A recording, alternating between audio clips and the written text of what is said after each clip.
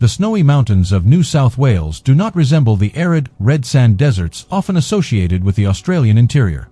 Here, the landscape is defined by granite outcrops, skeletal snow gums, and a pervasive, damp cold. In the winter months, the Great Dividing Range becomes a labyrinth of gray and white. The wind moves through the valleys with a consistent, low-level hiss, uninterrupted by the sound of birds or insects during the height of a storm. At these elevations, the weather is not a static condition but a shifting force. Fog can descend in minutes, erasing the horizon and reducing the world to a radius of 5 feet. The ground is a mixture of damp leaf litter, moss-covered rocks, and deep pockets of snow that mask the true topography of the slopes. There is no infrastructure here. There are no lights, no distant hum of traffic, and no shelter other than the lee of a rock or the dense canopy of the bush. The environment is indifferent. It does not provide for the unprepared, nor does it actively hunt them. It simply exists in a state of thermal deficit. For a human being standing in the center of this wilderness, the primary reality is the steady loss of body heat to the surrounding air. To the east, the peaks drop sharply toward the coast. To the west, they roll into the vastness of the pastoral plains. Between them lies a wilderness that remains largely unchanged by the passage of time. It is a place of absolute stillness and profound, crushing isolation. James Scott was not a man prone to recklessness. In the winter of 1991, he was a 22-year-old medical student from Brisbane, nearing the end of his studies. His background was one of academic discipline and a measured approach to life's challenges. He possessed the analytical mind of a future doctor, someone trained to observe symptoms, assess risks, and maintain a calm exterior under pressure. He was physically fit, a keen rugby player, and had a foundational understanding of human physiology. He knew, better than most, the specific requirements the body has for maintaining homeostasis. Scott had traveled to the snowy mountains to find a brief reprieve before his final medical exams. He was staying at the Thredbo Alpine Village, a popular hub for skiers and hikers. On the morning of July 22nd, he decided to embark on a solo hike. His intended route was the walk from the top of the Krakenback chairlift to the summit of Mount Kosciuszko, Australia's highest peak. Under normal conditions, this is a well-marked, popular trail frequented by tourists. It is considered a manageable day trip for anyone of average fitness. When he left his lodge, he carried a small day pack. Inside were 2 chocolate bars, a handful of dried fruit, and a liter of water. He wore a thermal undershirt, a flannel shirt, a sweater, and a waterproof jacket. He had a pair of waterproof overpants and hiking boots. This equipment was sufficient for a few hours of exertion in cold weather, but it was never intended for an overnight stay, let alone an extended period of exposure. He told his friends his plan and expected to be back by late afternoon for dinner. The motivation for the hike was simple: clarity. The mountain offered a physical challenge and a visual vastness that contrasted with the dense medical textbooks he had been immersed in for years. He reached the summit of Mount Kosciuszko in good time. The air was crisp, and the view was clear. However, the weather in the Australian Alps is notoriously volatile. As he began his descent, the clear blue sky was rapidly consumed by a wall of heavy, gray clouds moving in from the west. The temperature began to drop. Scott faced a choice at the trail junction. He could return the way he came, or he could take a different path that appeared to offer a quicker route back toward the valley. He was confident in his fitness and his sense of direction. He chose the alternate path. He did not know that the trail markers in this section were sparse and easily obscured by the light dusting of snow that had begun to fall. He was entering a landscape where a deviation of only a few degrees can lead a hiker away from the ridge lines and into the deep, unforgiving gorges of the Western Fall, a region rarely visited by tourists and largely inaccessible to vehicles. He maintained a steady pace, believing the village was just over the next rise. He was relying on a mental map of a region he did not truly know. As the light began to fail and the snow thickened into a whiteout, the distinction between the path and the surrounding bush vanished entirely. He was no longer a hiker on a trail. He was a solitary figure moving deeper into one of the most rugged wilderness areas on the continent. The transition from a controlled hike to a survival situation is rarely instantaneous. It is a series of small, logical steps that lead toward an illogical conclusion. As the snow intensified, Scott's visibility was reduced to less than 2 meters. The familiar landmarks of the Kosciuszko Plateau, the granite tors, and the distinct ridgelines dissolved into a uniform, blinding white. He reached a point where the terrain began to slope steeply downward. He assumed this descent would eventually lead him to the Alpine Way, the main road connecting the mountain villages. He began to follow a creek. In wilderness navigation, following water downstream is a standard survival rule based on the premise that water leads to civilization. However, in the snowy mountains, the creeks on the western face do not lead toward roads. They lead into the deep, precipitous canyons of the Gihee River. The further Scott descended, the more the geography tightened around him. The open alpine meadows were replaced by dense subalpine scrub and thickets of mountain pepper, which snagged at his clothing and slowed his progress. By late afternoon, the realization of his error began to set in. He was no longer on a path, and the direction he was heading was taking him lower into a valley that showed no signs of human activity. The light grew thin and gray. The temperature fell below freezing. He attempted to climb back up the slope to regain the high ground, but the exertion in the deep snow was exhausting.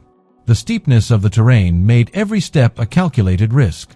His boots, though sturdy, were becoming saturated. As darkness became total, he found a small space beneath a large overhanging rock.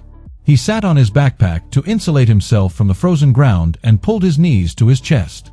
He had no fire-making tools and no sleeping bag. The silence of the mountain was now replaced by the rhythmic sound of falling sleet hitting his jacket. He was roughly 10 miles from the village, but in this terrain and weather, he was effectively on another planet. The wrong turn was no longer a mistake he could rectify by morning. It was the moment his life split into two halves, the one before the mountain and the one defined by it. Morning did not bring the clarity James Scott had hoped for. Instead, it revealed the scale of his isolation. He was deep within a gorge, surrounded by near-vertical slopes covered in slick vegetation and snow. As a medical student, Scott understood the physiological hierarchy of survival. He knew that while the human body can endure weeks without food, it would succumb to hypothermia in hours and dehydration in days. He made a conscious decision to treat his survival as a clinical problem to be solved. His first priority was water. The creek he had been following provided a constant supply, but the water was ice-cold. Consuming large amounts of it would lower his core temperature, so he sipped it sparingly. His food supply, the 2 chocolate bars and the dried fruit, was negligible. He calculated that if he were to survive, he could not eat his rations all at once. He divided the chocolate into tiny squares, deciding to consume only one small piece every second day.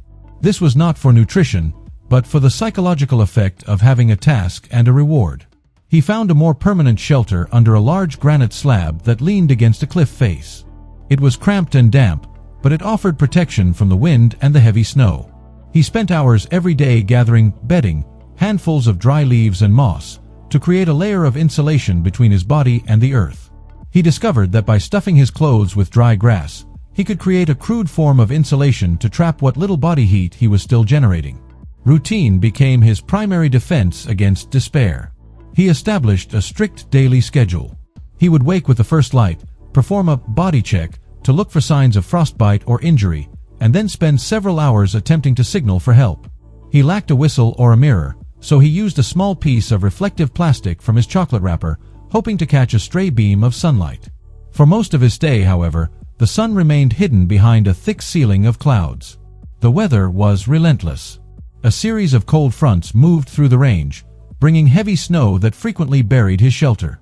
To stay warm, he practiced isometric exercises, tensing and releasing his muscles for hours at a time while sitting still. He knew that movement outside was a risk. The energy cost of wading through waist-deep snow was too high. He became a creature of the rock, conserving every calorie. As the days turned into weeks, his hunger transitioned from a sharp pain to a dull, heavy ache. He began to supplement his diet by eating snow and small amounts of winter grass, though he knew they provided no real sustenance. He spent his mid-mornings visualizing his medical textbooks, mentally reciting the cranial nerves and the circulatory system to keep his mind sharp. He spoke aloud to himself, not in delirium, but to maintain the sound of a human voice in the oppressive silence of the gorge. By the 20th day, the chocolate was gone. He was living entirely on his body's internal reserves.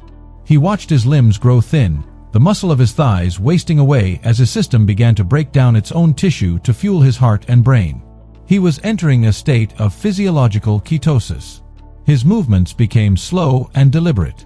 Every action, reaching for a cup of water, adjusting his moss bedding, was preceded by a period of mental preparation. He was no longer a visitor in the wilderness. He was an organism existing at the very edge of biological possibility. Despite the mounting physical toll, his discipline did not waver. He kept a tally of the days by scratching marks into the stone wall of his shelter. He was aware that a search must be underway, but he also knew that the terrain he was in was so rugged that he was likely invisible from the air. He decided that his only job was to remain alive until the weather cleared, or until he simply could not continue. By the fourth week, the physiological reality of starvation began to manifest in more profound ways. James Scott's body had long since exhausted its glycogen stores and was deep into the process of autophagy. His heart rate slowed as his metabolism dropped to a minimal level, an adaptive response to the extreme caloric deficit. The fat reserves were gone. His body was now metabolizing its own structural proteins. The cold was no longer a sensation on his skin, it was a permanent tenant in his bones. His fingers grew numb and lost their fine motor skills, making the simple task of adjusting his grass insulation a grueling ordeal. He began to suffer from the early stages of trench foot due to the constant moisture in his boots. The skin on his feet became pale, wrinkled, and intensely painful, then eventually lost sensation altogether. His psychological state shifted. The sharp, analytical focus he had maintained during the first 20 days began to fray. Time, once marked by the strict discipline of his schedule, began to liquefy. He experienced bouts of lethargy where hours would pass in a semi-conscious haze, his mind drifting back to his childhood in the United Kingdom or the warmth of his home in Brisbane. However, he remained grounded by a singular, grim realization. To fall asleep during the day was to risk never waking up. The hunger had evolved into a strange, hollow clarity. He noticed the minute details of his environment with a clinical detachment, the way the frost crystallized on the granite, the specific shade of gray in the morning mist. He was now losing nearly half a kilogram of body weight every day. His ribs stood out like the hulls of wrecked ships, and his eyes had sunk deep into his skull. In late August, the snowfalls became even more frequent. One evening, a heavy drift partially collapsed the entrance to his stone overhang. It took him nearly 3 hours to clear enough space to breathe freely, a task that would have taken 3 minutes a month prior. The physical exertion left him gasping, his heart fluttering in his chest. He was aware that his cardiac muscle was weakening. The risk of sudden heart failure, a common end for those in advanced starvation, was becoming a statistical probability. He was 35 days into his ordeal, and he was dying. On the morning of August 31st, 1991, the heavy cloud cover that had dominated the snowy mountains for weeks finally began to break. The sun appeared, reflecting off the vast white expanses of the western fall with a blinding intensity. James Scott was on his 43rd day of isolation. He had lost approximately 30 kilograms, over 40% of his original body weight. He was so weak that he could no longer stand. He could only crawl a few feet from his granite shelter. The search for Scott had been one of the most extensive in Australian history, involving hundreds of personnel, but it had been officially scaled back weeks earlier. He was presumed dead. However, a single New South Wales National Parks and Wildlife Service helicopter was still conducting a final, peripheral sweep of the lower gorges. Around 11 a.m., the rhythmic thrum of rotor blades vibrated through the air of the gorge. Scott heard the sound but did not initially allow himself to react. He had experienced auditory hallucinations of engines several times before, but the sound grew louder, echoing off the rock walls. Using the last of his strength, he dragged himself out from under the ledge and onto a small, flat rock. He was wearing a red waterproof jacket, now faded and stained, which provided the only splash of color against the gray and white landscape. He raised a trembling arm. Inside the helicopter, the pilot and a navigator spotted a flash of red near a creek bed, a location miles away from the original search area and deep within a dead zone of communication. They circled back, dropping lower into the gorge. They saw a skeletal figure waving slowly. The pilot would later remark that Scott looked less like a living person and more like a ghost emerging from the stone. Because the terrain was too steep and the brush too thick for a landing, a winchman was lowered to the ground. When the rescuer reached him, Scott did not cry or shout. He looked at the man and asked, with a voice that was little more than a dry rasp, for a drink of water. He was stabilized, strapped into a stretcher, and lifted into the air, leaving the granite overhang and the marks on the wall behind. As the helicopter cleared the ridge, the vastness of the mountains he had inhabited for 6 weeks finally became visible to him, shrinking into the distance. The recovery of James Scott was as clinical as his survival. Upon his arrival at the hospital, doctors noted that he was in the final stages of physical collapse. His body had been days, perhaps only hours, away from total organ failure. Yet, his mental state remained remarkably intact. He had survived 43 days in one of the most hostile environments in Australia, during one of the harshest winters on record, by treating his own life as a medical case study. His story remains a benchmark in the study of human physiology and the psychology of isolation.